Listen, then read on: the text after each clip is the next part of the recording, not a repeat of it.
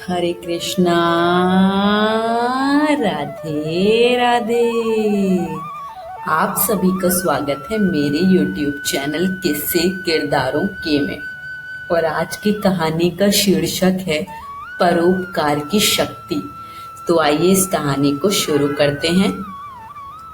एक माँ थी जिसका एक बेटा था। माँ बेटे बहुत करीब थे। एक दिन माँ ने बेटे से कहा, बेटा, यहाँ से बहुत दूर तपोवन में एक दिगंबर मुनि पधारे हैं। वे बड़े सिद्ध पुरुष और महाज्ञानी हैं। तुम उनके पास जाओ और पूछो कि हमारे ये दुख के दिन और कब तक चलेंगे, इसका अंत कब होगा।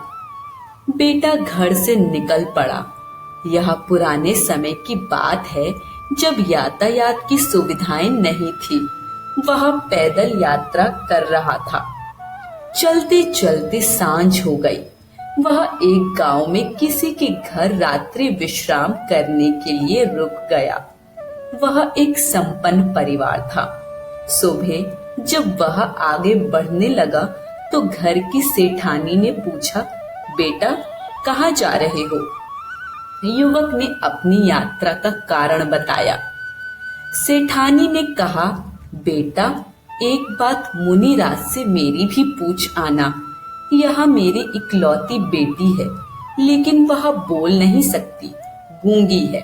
यह कब तक ठीक होगी और इसका विवाह किससे होगा? युवक ने कहा, ठीक है, और आगे बढ़ गया। रास्ते में उसने एक और पड़ाव डाला।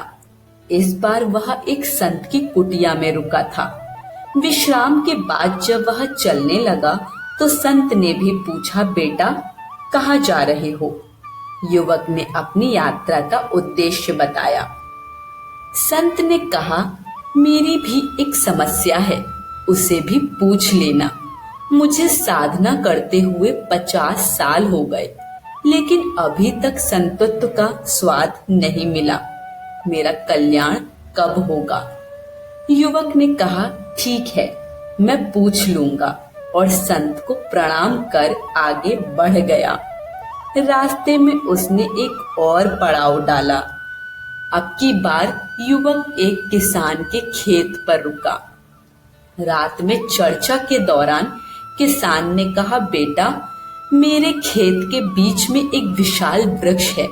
मैं बहुत मेहनत करता हूँ, लेकिन उस वृक्ष के आसपास कोई अन्य पौधा पनपता नहीं है। पता नहीं क्यों। मेरी भी इस समस्या का समाधान करवा देना। युवक ने स्वीकृति में सिर हिलाया और अगली सुबह आगे बढ़ गया। अगले दिन युवक मुनिराज के चरणों में पहुंचा। दर्शन कर उसने अपने जीवन को धन्य माना और प्रार्थना की, प्रभु, मेरी कुछ समस्याएं हैं जिनका समाधान चाहता हूँ। यदि आप अनुमति दें तो निवेदन करूं। मुनिराज ने कहा, पूछो, लेकिन ध्यान रखना, केवल 3 प्रश्न पूछ सकते हो। मैं केवल 3 का उत्तर दूंगा, इससे अधिक का नहीं। अब युवक धर्म संकट में फंस गया। अब क्या करूं? 4 प्रश्न हैं, लेकिन पूछने सिर्फ 3 हैं। किसका प्रश्न छोड़ दूं? क्या लड़की का प्रश्न छोड़ दूं? नहीं, यह उसकी जिंदगी का सवाल है। क्या संत का प्रश्न छोड़ दूं? यह भी नहीं हो सकता। क्या किसान का प्रश्न छोड़ दूं?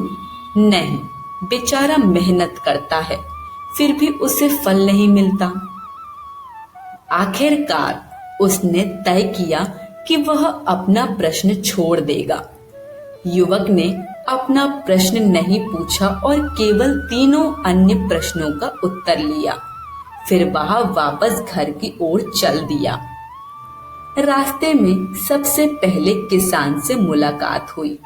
युवक ने कहा, मुनिराज ने कहा है कि तुम्हारे खेत में जो विशाल वृक्ष है, उसके नीचे चारों तरफ सोने के कलश दबे हुए हैं।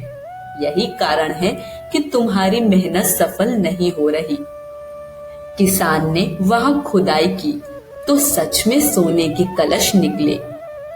किसान ने कहा, बेटा, यह धन तेरे कारण निकला है, इसलिए इसका असली हकदार भी तू ही है।